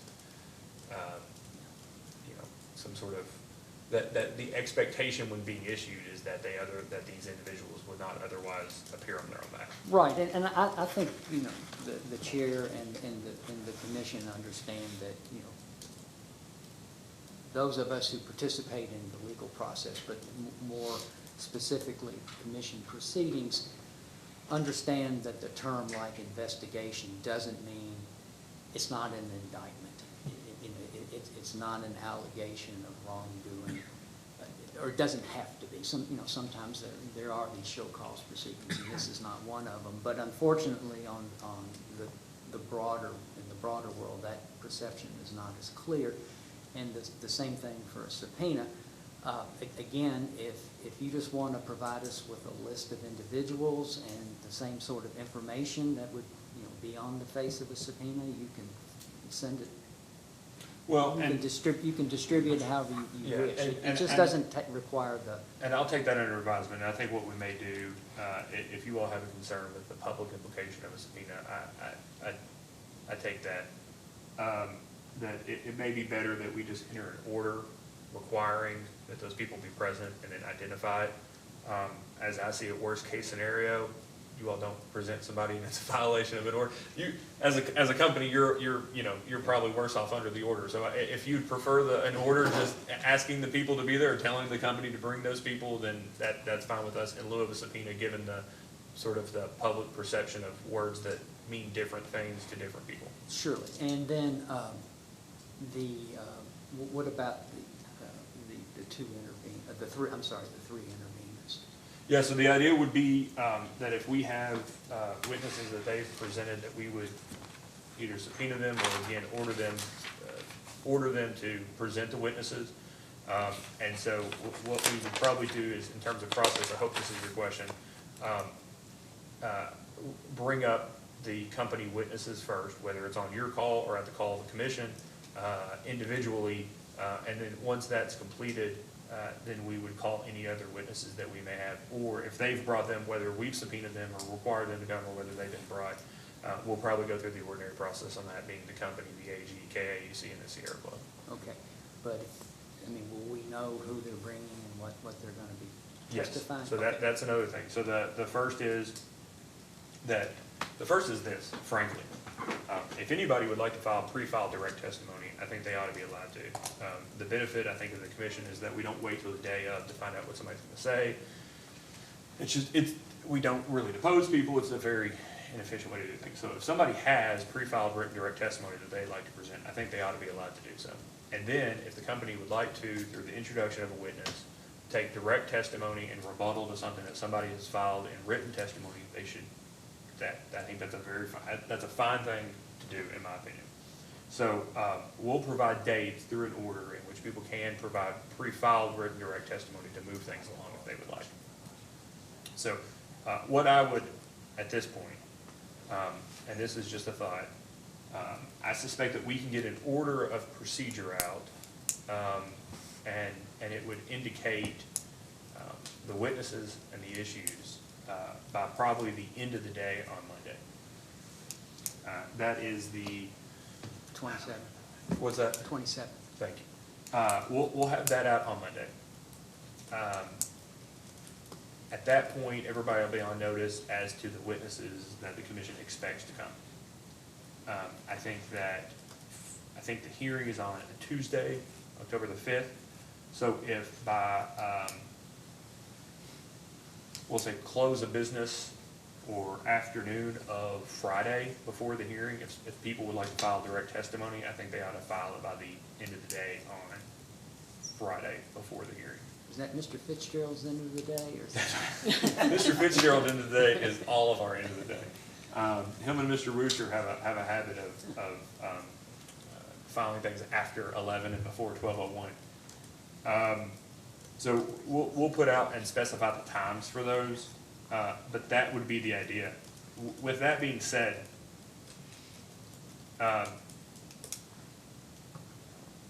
if by Thursday, well, no, let me take a step back. I think by the end of the day Thursday, parties should file who they anticipate bringing to the commission for the purposes of cross-examination or direct examination, but not through pre-filed testimony. I think that all parties should have an opportunity to reserve the ability to bring a witness to provide rebuttal testimony for something that may be provided in direct testimony on Friday. If the purpose of it is to provide rebuttal, I don't think you necessarily have to identify that witness on Thursday. But some heads up, maybe on Saturday, Sunday, Monday, of you bringing that additional witness prior to the hearing would be helpful. We have an ambitious schedule here, and I realize the commission has many hearings, but is there any way that this could get pushed back at least the week we're talking about, just to, from the company's standpoint, we have to meet the commission's expectations, we have we want to give it our best shot, and more time would help. Yeah, so I'll be frank, I think the first hearing won't include a ton of witnesses. I think that initially, there's an interest by the commission to find out what the company has done differently since April, when the strategic review was announced as it relates to generation and transmission, those legacy costs that are recovered over decades, whether the company has operated itself differently, looked at planning differently, what decisions they've made that might have been different from the past, how they've weighed the risk to the company and its customers as to this decision. I think that will be a significant focus of the hearing. And I hope that Mr. Madison and maybe one or two other people can speak to that. I think that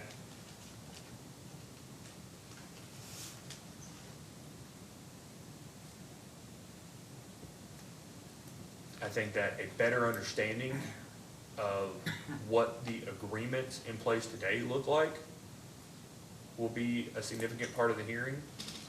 So the Wheeling, or the Mitchell Power Operating Agreement, the AEP East Transmission Owners Agreement, the governing documents of PJM as it relates to Kentucky Power being a portion of that AEP East zone, and how that implicates both, not just generation and transmission planning, but also generation and transmission operations. Somebody who could speak to this scenario, for instance. If Kentucky Power was its own zone, does the fact that Mitchell would exist in another zone implicate the studies that are done,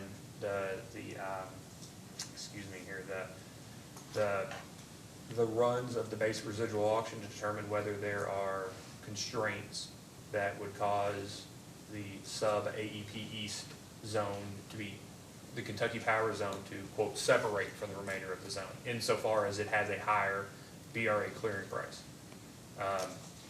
For instance, a couple of years ago, even though Duke operates as a FRR entity similar to Kentucky Power, the Duke zone split from the remainder of the rest of RTO, which would indicate transmission constraints that you're supposed to send a higher capacity price signal to either build generation within the zone or transmission, so that things would, just at a high level, is there anybody at AEB that can talk about that so that we can have a better understanding of it now, so that we're not having to ask that question for the first time in a proceeding we might only have 120 days in which to make a decision.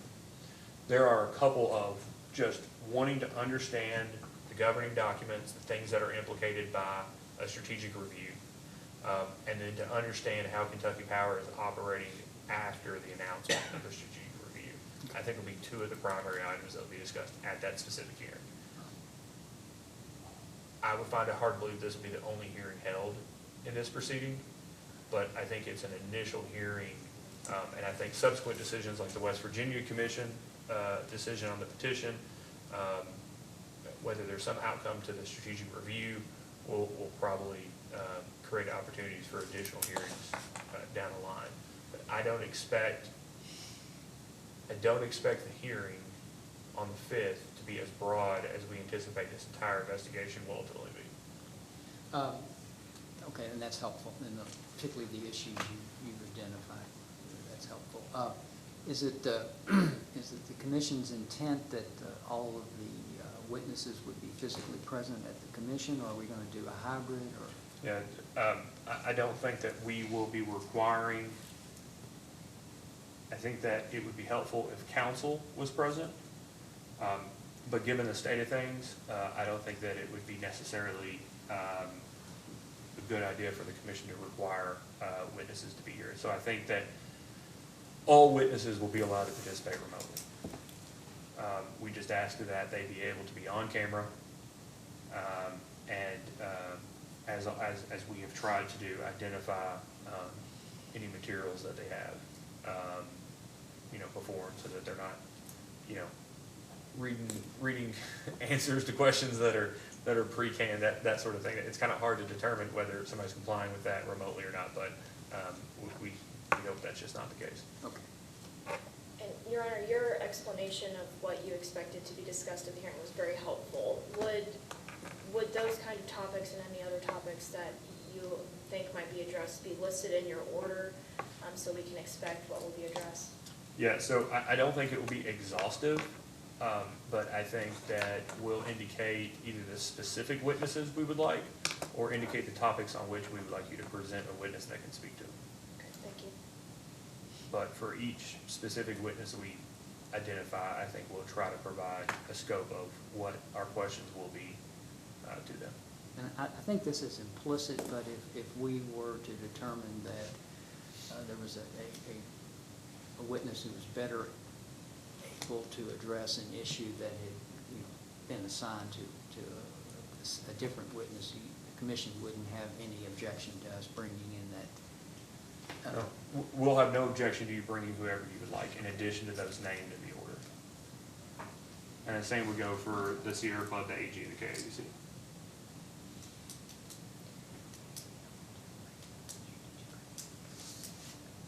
Ms. Spencer, do you have anything?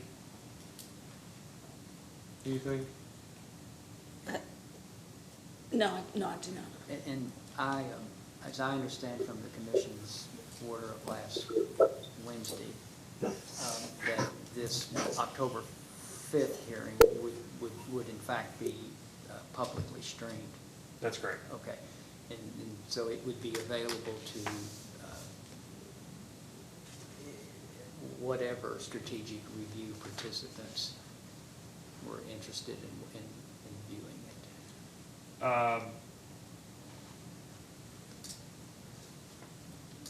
That would be correct. I'll say it this way. We would host the hearing like we do any other hearings.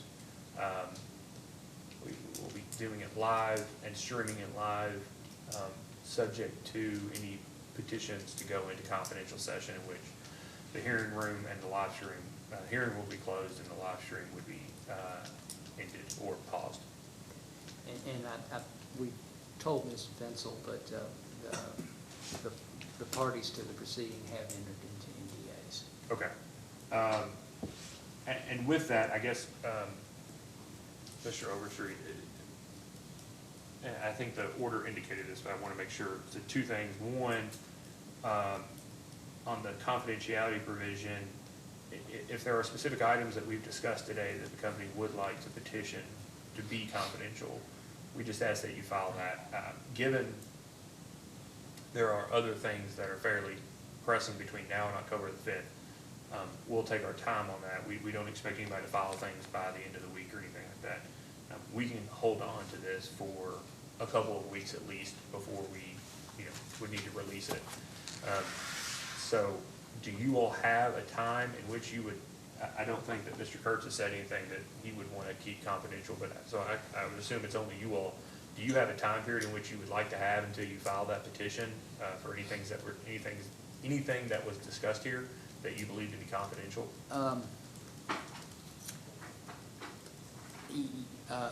The answer is, I'm sure we do, but the second answer is, I don't know, because I would need Okay. to talk to my clients a little more, but, I mean, I'll just have to talk. So October the 5th. 19th is a Tuesday, so the 22nd would be a Friday, is my understanding, October I'm October 19th, I'm not familiar with that date. October 22nd is a Friday. I'm just going by the 5th being a Tuesday. So October 22nd would be about a month from now.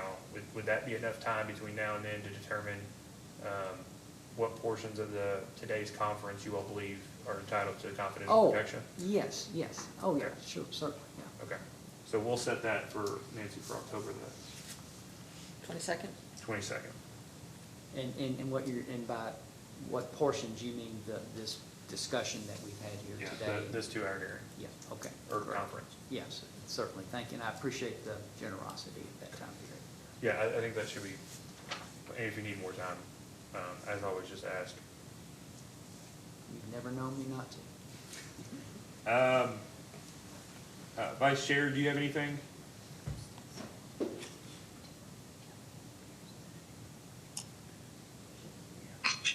I'm good.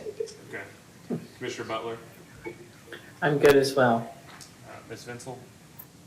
Nothing further. I do have one further thing, it's just an informational item that might help the commission, as the commission may remember, Dr. Pierce testified at the rate case hearing on transmission, a certain type of transmission issues. He is no longer in that role, he's still with the company, he's no longer in that role. So if you were looking for we can provide a Dr. Pierce, it's just not likely to be him. Okay. And I think, also hearkening back, the two people that I would have requested to discuss, one transmission, and the other, the PJM governing documents in relation to how that would, market implications, both of those people that I would have otherwise identified have both retired. And so I think we may just indicate the subject on those and let the And companies that'd be identify helpful. who would be best. And just for my curiosity, who were those two people? And that's No, fine. It's not I a can memory remember, game. Dana Horton's one of them. Right. And the other one, his name completely escapes me. He did transmission, Dan Rozier. I believe both of them have recently retired from AEP. Those would have been the two I would have chosen for I think we'll identify the issue Okay, that'll be helpful. and see if we can take cover. Just to clarify, just so that I know, you all have already filed notice that you've Yes, into the published it. record, Yeah, public for that we've requested requested it be publication. published, and I've not heard any issues Okay. in connection with getting it done. So the other question is procedural, if everybody has just one more minute, and then I'll ask if anybody has anything else. Things are moving very fast. It is almost October. Mr. Madison discussed, at least Mr. Akins has publicly said that his expectation is that any announcement on the strategic review will result in an announcement. Any announcement will be in 2021. So we effectively have 3 months left in the year, and after basically this hearing, 2.5 that we have in this case. The West Virginia Commission is expected to rule on that petition on or before October 13th. And Mr. Spitznagel has reminded me, there is the request at EPA still for the waiver for the additional time on the CCR compliance. I had forgotten about that.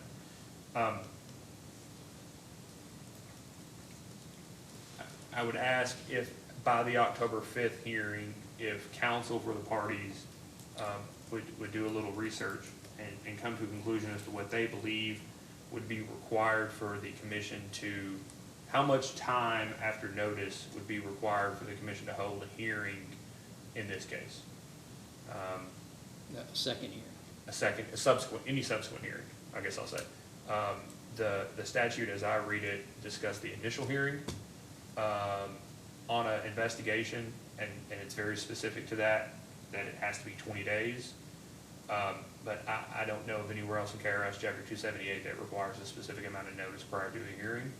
And speaking only for myself, my personal preference is to provide at least enough adequate notice that the company can put it in the newspaper ahead of time. But circumstances may be that may not necessarily be the case. And so if someone has a concern about how much time notice ahead of a hearing is required, I just would ask council to be ready to provide something on that or be prepared to speak on that at the October 5th hearing for a minute. I think a lot of that, and I've not looked at it specifically, but a lot of that's going to depend on the scope of the hearing. And frankly, due process is fact-based, and we would need to understand better what the hearing would involve. Right. Okay. So, Mr. Kurtz, do you have anything else? No, Your Honor. Mr. Horn? No, Your Honor, thank you. Okay. Mr. Miller? Thank you, no, Your Honor. Okay. Do you anticipate at this time any of you all to bring witnesses to the hearing on the 5th, Mr. Kurtz? We do not. Okay. Mr. Horn? Your Honor, we do not anticipate bringing any witnesses. Mr. Miller? Nor to Sierra Club. Thank you. And then this is the final thing. We're almost there. Chairman Schmidt said never trust an attorney when he says one more question. It's never one more. The final item is related to the 10-day updates. Yes. As required in the 2021-0004 case. So although the commission has incorporated the record of that case as of the date of the commission's order here, which is September the 15th, it's an ongoing matter. It should be an ongoing matter. It's on rehearing. I have no anticipation of incorporating, putting them into a single case. I don't think that's appropriate necessarily. But I would like the 10-day updates to continue in that docket, and I would ask, does the company have an objection? And we're happy to do it by order, or the company can do it by notice of filing. It's whatever you would prefer, Mr. Overstreet. Providing those 10-day updates after or simultaneous, whatever, with providing those 10-day updates in that case, also providing the 10-day updates in this docket. We have no objection to doing that, but I could we would just electronically upload it with the read first into this case, and it would be okay, right? That, I would just style as a notice of filing and that's right, and just Sure. upload it as an ordinary filing, if you have no objection. No objection whatsoever. Because I think we could take notice of what we do in that other docket. That's not a problem. And of course, the orders will speak for themselves, but in terms of ongoing information, my expectation is that's the pertinent one that will implicate this investigation the most. We certainly have no objection to doing that. And I think we have one due today, and we'll start today, if that's satisfactory. That'd be great. Does the company have anything else? No. Mr. Madison, do you have anything? No, I do not. Thank you. Okay. All right, if nothing else, we'll conclude today's hearing formal conference. If there's any relief that needs to be sought, please just do it by motion or petition. We'll get to it as quickly as possible. I think the next item will be an order entered on Monday, laying out the items to be discussed or expected to be questioned at the hearing, and identification of witnesses if we have any that we'd like to be present. We'll put it down, but I do think that Mr. Madison should be present for that hearing, of course, with the option to attend virtually. Thank you. Okay. Is there anything else? Not from me. Okay. I think we'll be adjourned. I uploaded yesterday.